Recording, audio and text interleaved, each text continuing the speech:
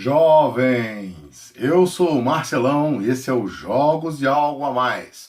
Hoje vamos falar de In the Year of the Dragon, um jogo do Stefan Feld, um dos meus jogos favoritos, que fala sobre o ano do dragão, né? No jogo, nós exercemos o papel de um príncipe na China, onde vamos lidar com problemas ao longo de um ano, né? 12 meses aí. Ganha o jogo quem ganhar mais pontos de vitória e enfrentando esses problemas. Para isso, nós temos um grupo de 9 pessoas que podem nos ajudar nesses eventos trágicos e turbulentos. Começamos o jogo com 6 yuans, que são o dinheiro do jogo, e 2 palácios, cada palácio constituído de 2 telhadinhos aqui. E ainda recrutamos 2 pessoas, né? Essas 2 pessoas são escolhidas no começo do jogo, onde você não pode escolher a pessoa experiente. Você tem que contratar o novato, certo? Essa trilha aqui do meio do tabuleiro é uma trilha de iniciativa.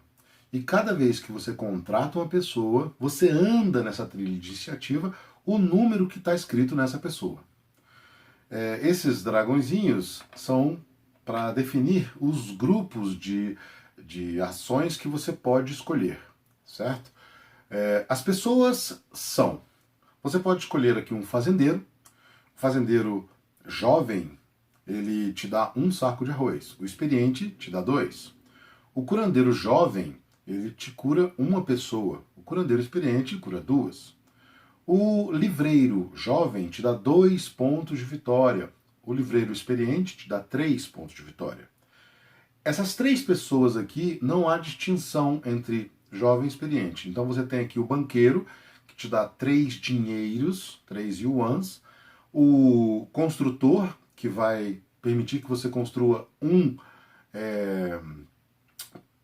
telhadinho a mais, se você escolher a opção de construir. E a geisha, que te dará 1 ponto de vitória se ela estiver no seu palácio. O soldado, ele vai te dar, o soldado inexperiente, né, o novato, te dá 1 capacete, o experiente te dá 2. O mestre em fogo de artifício, né, o fogueteiro, o inexperiente te dá 1 fogo de artifício e o experiente te dá mais 2. E aqui o monge, né? O monge, o inexperiente, ele te dá 1 Buda e o experiente te dá 2 Budas. Esse monge, ele é uma carta de final de jogo. Se ele estiver no seu palácio no final do jogo, a gente conta a quantidade de Budas que tem e multiplica pelo número de pessoas que tem no seu palácio. Essa multiplicação te dá pontos extras de vitória, certo? Só no final do jogo. Essas pessoas são sempre recrutadas, então no começo do jogo você recebe o dinheiro, recebe os palácios, recebe um grupo de cartas que tem as 9 cartas das pessoas, mais 2 coringas, que servem para você recrutar pessoas repetidas se for o caso. Essas pessoas ajudam você a superar os problemas que aparecem aqui ao longo do ano. E, além disso, temos as ações. Cada mês do ano, você vai jogar 4 fases. A primeira fase é você escolher um grupo de ação. Então, logo no começo, define-se a iniciativa para ver quem é o primeiro jogador. E aí, automaticamente, o primeiro jogador escolhe um dos grupos aqui de ação. Quando você escolhe um grupo desse aqui, significa que você pode escolher uma das 2 ações para fazer, certo? Essa divisão que eu fiz aqui é uma divisão para um jogo para 4 jogadores. Se fosse para 3 jogadores, a divisão seria outra. Seriam 3 cartas, 2 cartas e 2 cartas. Se fosse para 2 jogadores, seria um grupo com 7 cartas e outro grupo para 3 cartas. E todo mês eu embaralho essas cartas aqui e abro os grupos do mesmo jeito. Então, o primeiro jogador escolhe um grupo, o segundo jogador vai lá e escolhe um outro grupo, o terceiro jogador escolhe um outro grupo e o quarto pega o que sobrou. Se por acaso alguém quiser pegar um grupo que já foi escolhido, você paga 3 yuans ao banco e pode repetir a ação. Só que dinheiro é uma coisa rara no jogo, então não dá para você gastar o tempo todo para ficar repetindo a ação, né? Você tem que planejar muito bem. As ações que estão aqui são: nesta ação, você colhe sacos de arroz. Se você tiver um agricultor, além do saco de arroz que está aqui, você colhe os sacos que os agricultores, o novo e o experiente, podem te dar, certo? Esta ação permite que você compre privilégios. Esses privilégios são favores aí do imperador e pode ser o privilégio grande, que te dá 2 favores, né, 2 pontos de vitória, tudo, ou o privilégio pequeno, que te dá 1 ponto de vitória. O pequeno custa 2 yuans, o grande custa 6 yuans. Você paga esses favores, mas você vai ter pontos de vitória até o final do jogo. O capacete faz com que você ande na trilha de iniciativa. Então, você escolher primeiro a ação é uma vantagem. O capacete faz isso. Você pega um capacete, e se você tiver mais capacetes, você anda mais a quantidade que tiver. O livro permite que você ganhe ponto de vitória. Escolher o livro, 1 ponto de vitória. Se você tiver o livreiro, você ganha pontos de vitórias a mais de acordo com o número de livros que você tem. O martelinho permite que você construa um telhado. Você tem o construtor, você constrói mais um telhado. Se tiver mais 2 construtores, mais 2 telhados e assim por diante. Lembrando que você pode construir no máximo um palácio de 3 andares de altura. E você pode construir quantos palácios você quiser. Porém, se o palácio estiver desabitado, ele perde um telhado. E se tiver apenas um telhado e estiver desabitado, ele é destruído. Não tem sentido o palácio ficar vazio, né? O fogo de artifício, você pega um fogo de artifício, se tiver os mestres fogueteiros, pega fogos correspondentes a mais.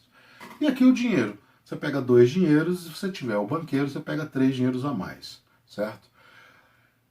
Para que você faz essas ações? Para se preparar para os eventos do ano. Esses eventos é que são a chave do jogo. Em minha humilde opinião, a beleza do jogo está aí. No começo do jogo, todos os jogadores veem exatamente tudo que está acontecendo aqui, tudo que vai acontecer ao longo do ano. Então, a única obrigatoriedade são esses 2 primeiras cartas, que são os meses de paz.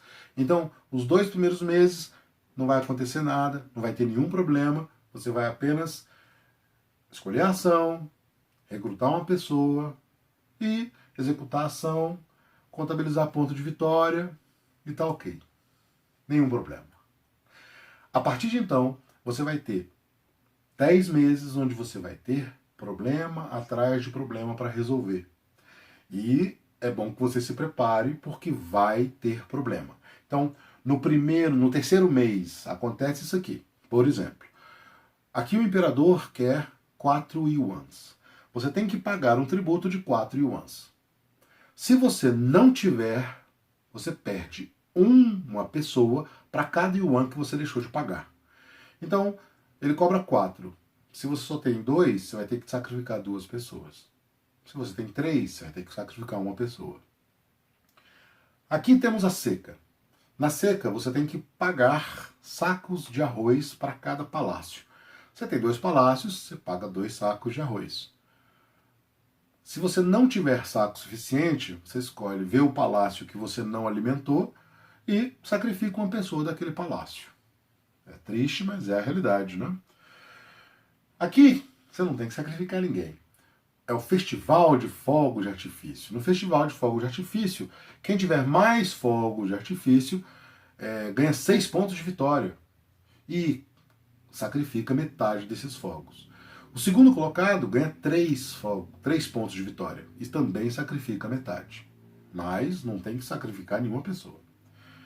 Aqui acontece uma doença, né? Uma praga, e aí automaticamente todos os jogadores têm que matar, né? Sacrificar 3 pessoas. Porém, se você tem um médico, o médico, cada vasilhinha dessa aqui cura uma pessoa. Se você tem o médico experiente, ele cura 2 pessoas, né? Então, se você tem o médico experiente e o médico novato, você não tem que sacrificar ninguém. Se você se preparou para isso aí, você não sacrifica ninguém. Ou às vezes você já tem uma pessoa que você quer matar, ou deixou matar, deixou morrer, né? Enfim, certo? Você tem que se programar para isso aí. E por último, a invasão aqui dos mongóis. A invasão dos mongóis, ela acontece do seguinte modo. Quem tem capacetezinhos para defender, anda na trilha de pontos de vitória o número de capacetes que você tem. Quem tiver menos capacetes, perde uma pessoa. Se tiver empatado, todo mundo que está empatado perde uma pessoa, certo? Esses 5 eventos se repetem. E isso aqui é embaralhado e pode ser sorteado aleatoriamente. Não é, vamos dizer assim, de bom tom que você deixe 2 eventos iguais, né, ficarem repetidos, porque é muito sofrido. Mas sempre vai ter sofrimento, não tem jeito, né? Ao final de cada mês, você tem uma pontuação. E a pontuação é simples. Para cada palácio que você tem, 1 ponto de vitória. Nesse caso, 2 palácios, 2 pontos de vitória. Se você tivesse um privilégio grande, mais 2 pontos de vitória. Se tivesse um privilégio pequeno, mais 1 ponto de vitória. Se tivesse uma gueixa, mais 1 ponto de vitória. Acabou. No final do jogo, você tem ainda, para cada pessoa que sobrou no seu palácio, 2 pontos de vitória por pessoa. Se você tem o Buda, mais o número de Budas vezes o número de pessoas do palácio. Se você tem arroz sobrando, fogo de artifício sobrando, mais 2 pontos de vitória. E o dinheiro que tiver excedente, 3 yuans te dão 1 ponto de vitória. O jogo é isso. Não é um jogo simples demais. A mecânica é simples, porém é muito complicado você jogar bem porque é muito sofrimento, né? Você vai sofrer o ano todo, né? O algo a mais sobre esse fantástico jogo é que, basicamente, ele foi pensado aí no ano 1000, né? Então, por exemplo, no século XIII, várias ameaças mongóis tiveram, né? Os mongóis passaram o século XIII inteiro atacando a China, né? Então você está presente aqui. Os fogos de artifício sempre foram usados aí para espantar maus espíritos, então sempre foi muito importante na China, na cultura chinesa, né? Além disso, o nome do jogo é o Ano do Dragão, remete ao horóscopo chinês. Uma lenda chinesa diz que Buda convidou todos os animais para a sua grande festa, e apenas 12 foram a essa festa, e eles foram agraciados com 12 anos, que seria aí o ciclo do calendário chinês, né? Esses animais são o rato, o boi, o tigre, o coelho, o dragão, a serpente, o cavalo, o carneiro, o macaco, o galo, o cachorro e o porco.